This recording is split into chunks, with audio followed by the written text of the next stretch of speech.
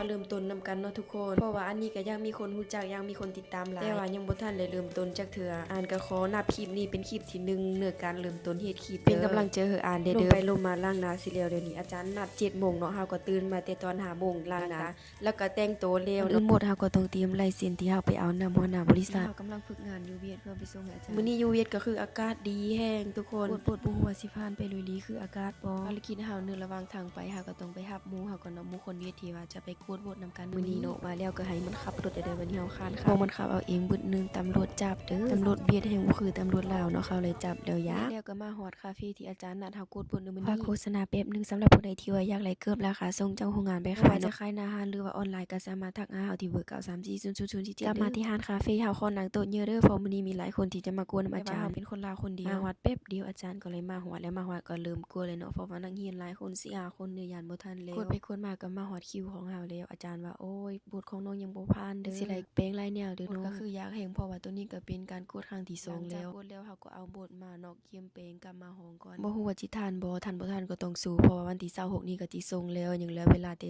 3-4 มื้อสำหรับคลิปนี้ก็จบซ้ำนี้ก่อนเด้อทุกคนแล้วเป็นจั่งใดเฮาสิมาอัปเดตให้อีกว่าบทเฮาผ่านหรือบ่